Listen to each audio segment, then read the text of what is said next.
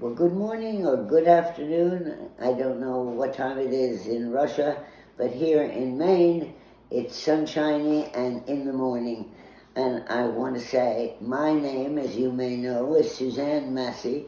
I am a writer of books, and also I am very, very honored to be with you today for this important, indeed, this first forum to be held in honor of my dear old friend, Kostya Konstantin Kuzminsky, poet and unofficial leader of the poets of his city and land. And among those days when it was difficult days where was demanded total devotion of the art and the power of poetry and bravery, and he had both.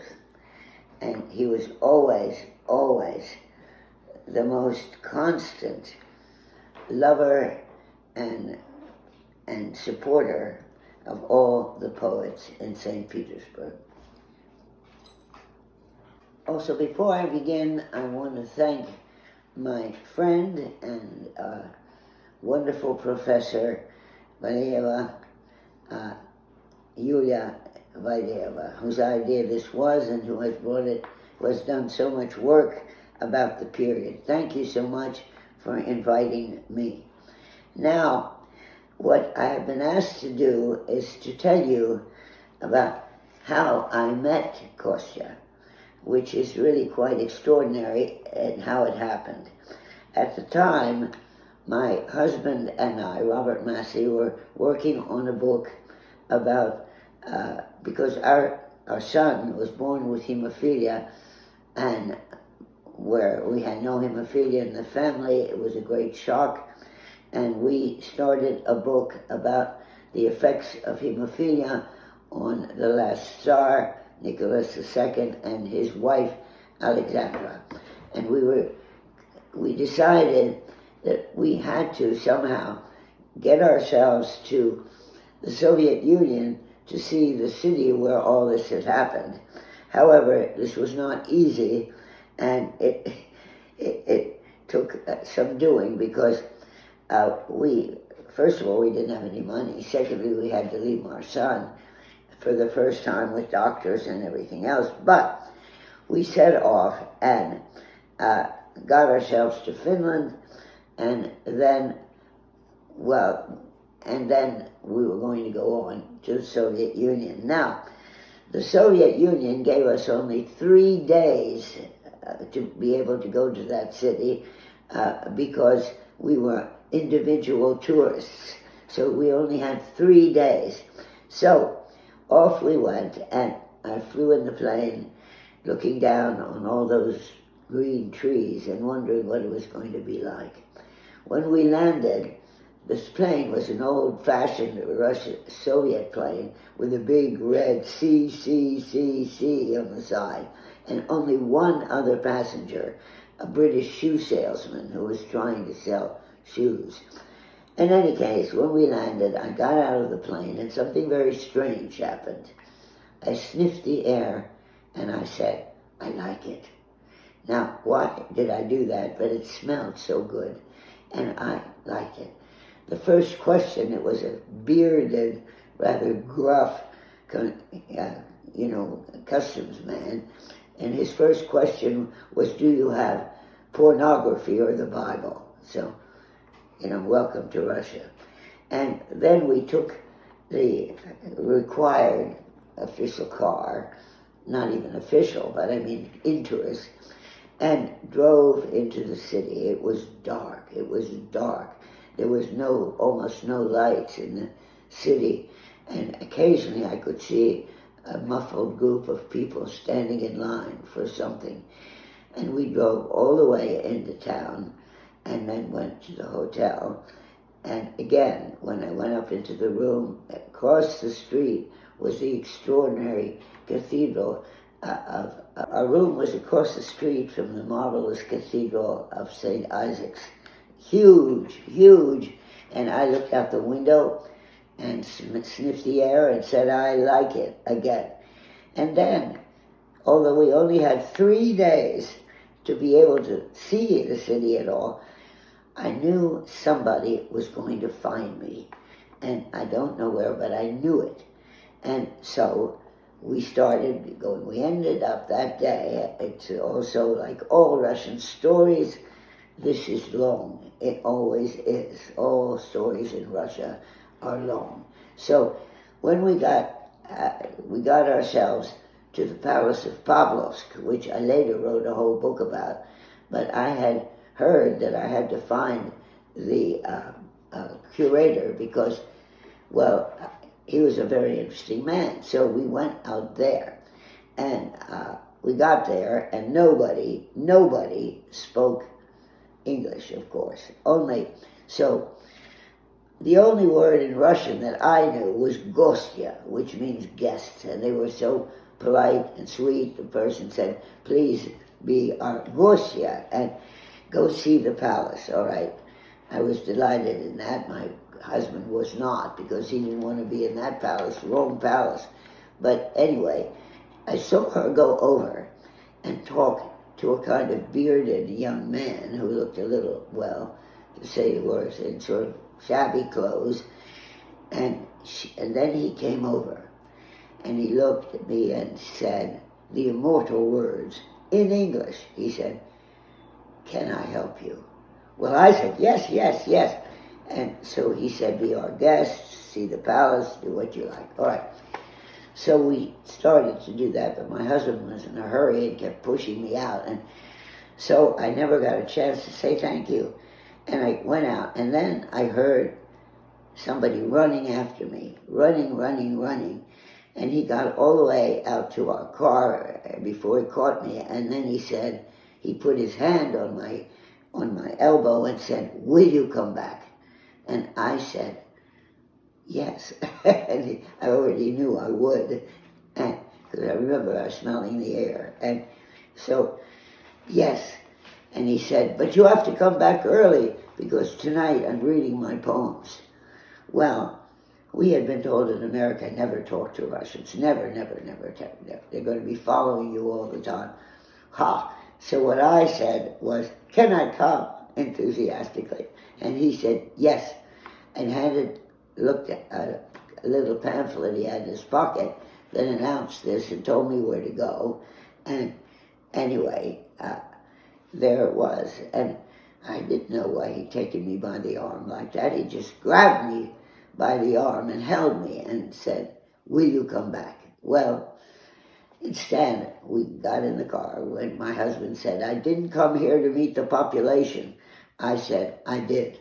And so, anyway, we got to the hotel, and we didn't know how to take buses or anything because we couldn't speak any Russian. So we walked almost 2 miles to the place where it was supposed to be. He kept muttering, they won't come, they won't come. Well, they did come. And they fell out of the car like a bunch of clowns in the circus. And then Kostya, and it was Kostya, the hero of this forum. Kostya took me by the hand and led me upstairs. And there were 300 Russians waiting to hear from his translations of the poet Byron. And then at the end, he said, in English, he said, and for you, Suzanne, my poems in English. Well, there it was. And then we stopped taking in, I can't remember that. The intermission, he was the only one who knew any English at all. All his friends spoke only Russian, so they drew pictures of what they did. Well, artists would draw a paintbrush, somebody else would draw. And meanwhile, Kostya, now I learned very quickly about how he was the leader of all this. Kostya said, and now we will see the courtyards where Dostoevsky wrote. Well, off we went into the dark. And I'm afraid the courtyards were full of garbage, but that's what we saw.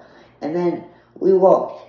Now there we were in this dark city, not knowing where we were going. But if you were writing a book about Nicholas II and his wife, guess where we ended? We ended up in a communal apartment in the basement of the house next to the palace, the Winter Palace. And there I saw a pile of clothes, of old, coats on the floor, and then around the table were maybe 10 Russians waiting for us. And it was sort of dark, there was only candles. And there they were, and they didn't speak any English. And they had never seen, none of them, a foreigner before. Now that is how I first met Kostya. Kostya, of course, as anyone who knew him knew that he was totally devoted to poetry, totally devoted to the poets in the city, and knew everybody, but I didn't know this at first. And so here he was speaking, his English was not perfect, but at least he knew some English. That's how it started. And that was the first night of the 3 nights. So when I went out with a member of one of the 10 who was there, and I said, but I should tell you we are doing a book about the last Tsar. And he said, we know, it's the truth.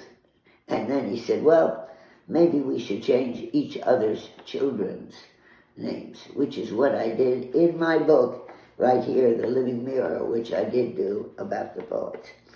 Anyway, Kostya, I learned, was sort of not official leader, but his enthusiasm was so great. Indeed, if it had not been the Soviet Union, he would have been an eminent professor of poetry instead of studying reptiles. And so he loved poetry. And he knew all the poets, of which I had no idea. There were so many in Petersburg. He knew their poetry, and he could recite much of their poetry, of theirs, by heart.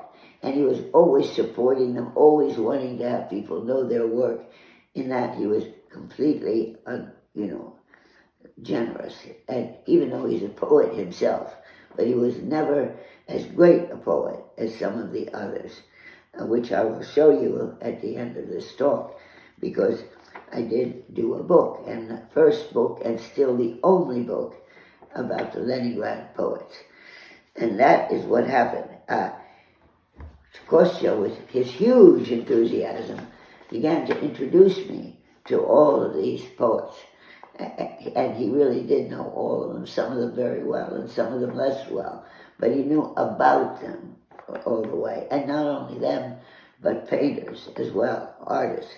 He was completely, brave. Remember, they were all, let us say, unofficial. And that meant that they had to work, and that it was a very difficult situation and too long to explain to you, and in fact, dangerous. But this did not ever make Kostya afraid, ever. He was amazingly courageous because he loved poetry, and he understood that in the city, poetry was keeping even the city alive. And that is something very important to know about the Soviet Union, is that was happening. Poetry was kind of the way for people to express themselves, and so was never more popular and listened to, and in a way kept the city alive in its way. And it was absolutely amazing that happened. And Kostya was naturally, because of his extraordinary personality, and he really was so totally devoted to it, and he really could recite the poetry of most of the other poets himself, which was amazing. As I say, he would have been a great professor if he could have been. Now, I began this, if I may say, now, stop for now. Now, at the time, no one knew the names of these Leningrad poets. No one knew them. In fact, in the United States, the only name of any poet that we knew were in Moscow. One was Yevtushenko, and the other was Nijinsky, who, as they said rather bitterly, some of the other poets, were working to get their visas and to get to the United States, which they were dined and wined by ladies of society. But nobody knew these men, and they were absolutely great poets. They really were. The story with my friendship with Kostya is very long. We remained friends for many years because I did turn up in Petersburg a great deal, and always with the poets, and always that's what I knew. And of course no one in the United States knew anything about it. So as I got to know them, in any case, because of all these introductions, we remained friends until he and his wife then, which finally left the Soviet Union, were able to do that. And I went to Vienna to be with them when they were leaving, and they were there with their dog, and I don't know whether the dog made it across the United States, and that was it. But finally, and then anyway, the net result of all, the meeting of me and him resulted in I thought I was going to be always in France or in Switzerland, because my first language was French, and we talked French at home. And my father was a diplomat and was having his career as a Swiss diplomat, beginning there and staying, in the end, he stayed quite a long time. But anyway, so I never really, I can't remember. You see, I then wrote in French better than I did in English. We spoke French at home. I studied in France at a couple of the great universities there. So I was sure that my career would be in France or in Switzerland. And I never had thought of Russia. But when I got there, as I told you, from the beginning, I sniffed the air and I liked it. And then I met Kostya, who was really extraordinary to be the first person I would meet, and the first Russian I would meet, and who had such an enormous influence on my life. In fact, I kept going, you see, to Petersburg for many years, 6 years, and I kept going in, out, in, and maybe even more. And Kostya was always there. And so what happened was something else. Kostya changed my direction, and pretty soon it was Russia and no longer France. And that's why I have the career I have today. It is really because of Kostya. And that's why he brought me to Russia. His personality, his devotion to poetry, his understanding that poetry is enormously valuable for Russians in general. Many Russians. I mean, in fact, it's something that I admire greatly. I have now young 16 or 17-year-old students who send me their poetry, and it's something that I admire greatly. But anyway, this is why I have now spent over 45 years in Russia and studying Russian. So, the end for this. Now, my friendship with Kostya and what he taught me, because no one can teach you better about a city than a poet. And I was very lucky to get to know St. Petersburg in that way.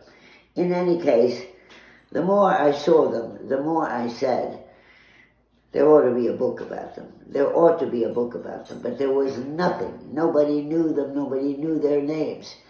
Well, our book about Nicholas and Alexandra turned out to be a great success. It made a movie, not a very good movie, but it was a movie. And we were invited to England by the royal family to show the film. So I said to myself, I've got to find somebody who will help me, because, I knew I was not capable. I was not enough of a real specialist, or both in Russian or even in poetry. So I knew there was one person in England who was the most famous man in the whole field, and that was Max Hayward, who was at Oxford and who had translated Dr. Zhivago and many other, all of the great books that were, he really had a great part in saving Soviet literature by doing this. Anyway, he was the most famous man in the field, so I thought, I'm going to go see him, I said boldly. So I took the train, went in between the film, and went out to Oxford and found him in his, they all stay in their own, place, and he was there at St. Andrews. And I went in, and there he was, and I was pretty scared, but I said bravely, I have been to Leningrad, and I have met a poet, I said, and I think there should be a book about the Leningrad poets. Well, he looked at me a long time, and he said, of course, you know the language. I had been studying for 6 months just then, and I said, yes. And then he said, well, you know the structure of the language. And I said, oh, yes. And then he looked at me a long, long time, and then he said, it's a good idea. I'll help you all I can. And so, thanks to the support of Max Hayward, and he did a great deal of work on this book. This book was published in England and then later in the United States, and here it is. Now, there are 5 poets, because I didn't choose those poets, because I knew I didn't know enough about the subject to do it. So I found, because Anna Akhmatova, who are here today know who that was, the great poet in Petersburg also. She she knew this friend. It was the best friend of Akhmatova, and she was kind of a friendly aunt to the poets. So she chose the poets, and they're quite different in their time. Here they are. This is Sosnora, who just, all of these except one are dead now, all. That is Sosnora, great poet, a great poet. And I named this book after him, The Living Mirror, one of his poems. This was a kind of the people's poet, and he was great. Is Garbowski, who was the poet of the people. He made wonderful, fun poets which was so funny and terribly popular in the city. And then there was Alexander Kushner, who's still alive, and he is a professor at the university in Petersburg. And then there was Brodsky, who was just getting out of, not prison, but forced labor. And then there is, of course, our hero, Kostya, who really did. I think his most marvelous characteristic was his generosity, because he was a poet himself. And when I first met him, after he'd read that, did his Byron translation, he said, and for you, Suzanne, my poems in English. That was how the night we first met.